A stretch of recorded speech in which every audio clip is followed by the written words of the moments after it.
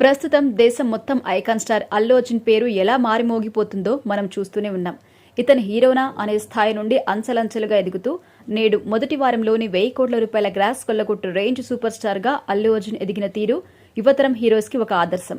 Pushpa 2 cinema ప్రస్తుతం box office వద్ద ఏ range ప్రభంజనం సృష్టిస్తూ ముందుకు దూసుకుపోతుందో అందరికీ తెలుసు.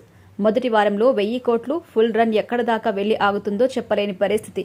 ఈ సినిమా రన్నింగ్ లో ఉండగానే అల్లు అర్జున్ ఫ్యాన్స్ కి ఇప్పుడు ఒక వార్త మరింత ఉత్సాహాన్ని కలిగిస్తుంది.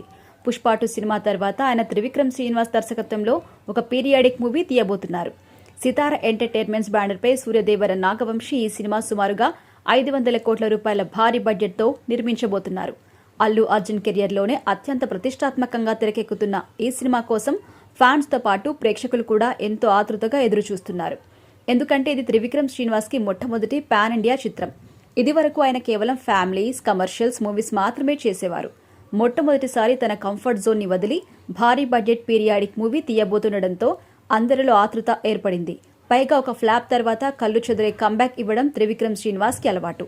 అజ్ఞాతవాసి లాంటి ఘోరమైన డిజాస్టర్ తర్వాత ఆయన అరవింద సమేత లాంటి సినిమాతో మన ముందుకు ఎలా వచ్చాడో, ఇప్పుడు గుంటూరు కారం వంటి ఫ్లాప్ తర్వాత అల్లు అర్జున్తో అదే తరహా సెంటిమెంట్ కొనసాగుతుందని మేకర్స్ నమ్ముతున్నారు.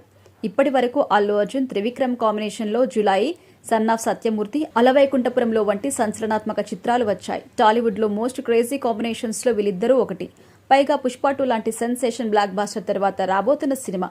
వరల్డ్ వైడ్ గా ఈ సినిమా కోసం ఫ్యాన్స్ ఒక రేంజ్ లో ఎదురు చూస్తున్నారు. అందుకే ఎక్కడా తగ్గకుండా ఉండేలాగా ప్లాన్ చేసుకుంటున్నారట త్రివిక్రమ్.